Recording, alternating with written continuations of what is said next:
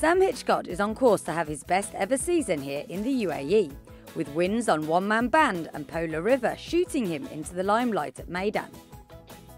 A well-regarded member of the informed Doug Watson team, Sam nevertheless has some ambitious targets for the rest of the season, and we thought it was about time we pinned him down for a proper chat. So 7 winners on the board so far. You must be delighted about how things are going this season. Yeah, no, it's a good start. I've actually equalled my sort of local tally from last year as well, so I've already said to Carl we want to double up, we want to finish in the top 10, and if we can double what we've got already and sort of finish on 14, 15 winners, then it'll be a brilliant season. And the way the yard is going, it should be a realistic target, assuming you stay fit and healthy. Yeah, no, like some people say they don't like having targets, but I think you've got to have something to aim at, and obviously it's a very competitive game, so you've got to have a little bit of a target to just drive yourself on that a little bit more, and our horses are running that well that I'd be disappointed if I didn't sort of reach 14, 15, and if I can't, I'd love to scrape into the top 10. It'd be a big help.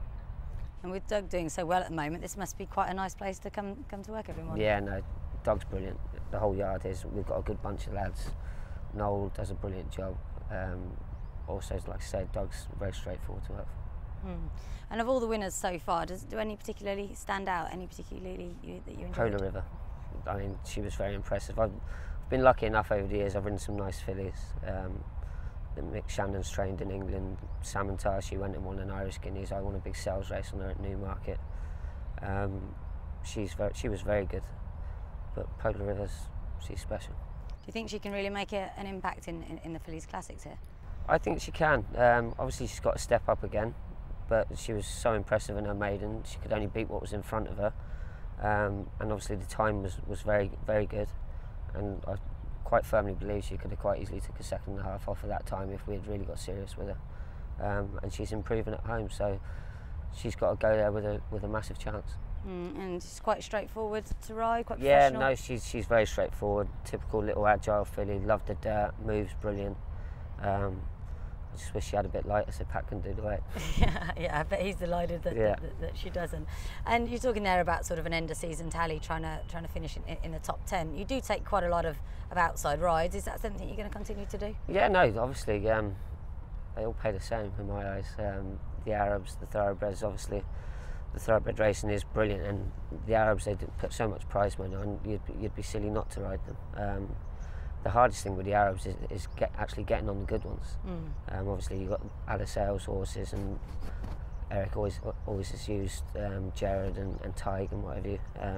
But even if you can pick up a third string for them, they've got a massive chance. And of course, little Latifah Princess has done all right for you this year? year? No, she's done good, to be fair. I actually won on her a few years back, and then Hardy Holger had her last year, obviously, and I said to Royston one day, if she jumps and travels, you'll win. Like, she's quick. And obviously Veronica's took over there this year, and she's improved again. And we're just talking a little bit earlier about your time in the UK and some of the good horses you've ridden there. How important is that now, sort of vis-a-vis the UAE? Obviously you've got a great job here, but you still need to be able to try and balance both countries. Yeah, no, listen, one of those, if you can ride between 10 and 20 winners, it's a good lifestyle. And especially if you've got the opportunities like I have to come back here in the winter, it's a no-brainer. But it is very competitive in England at the minute. And the Carnival, of course, is coming round. I imagine you'll be hoping to pick up quite a few rides there? Yeah, no, obviously we've got a lot of horses which are going to, unfortunately for the guys, are going to have to meet each other at some point, so it's going to make Pat's and Doug's decisions a little bit harder, and hopefully make my life a little bit better. Is that quite nice in a way, that Pat's the one who has the headache and you get to ride what he doesn't? Yeah, well, to be fair, we get on very well, and like obviously we ride a lot of the work here. If I felt something was going slightly better than the other, then we'd put our heads together and sort of try and point Pat in the right direction anyway. But it's a nice position to be in, because we've got so many horses which are so closely matched, that it does make his life a little bit hard, to be honest.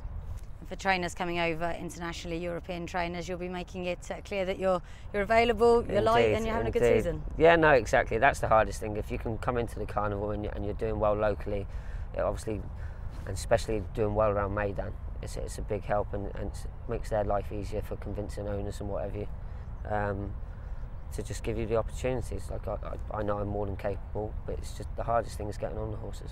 Do you find that once you've had one winner or a couple of winners and you get a little bit of exposure that people really do latch on to you and it gets easier? They do a bit. It's still very much, obviously here you've got so many, like Richie and the guys who ride for Satish, and you're always going to find it hard to get on their horses, especially in the carnival, because there's not that many of them, to be honest. But when you do get the opportunity to get one, you just hope it runs well, and if it runs well, everybody's happy, and hopefully it opens the door in the future.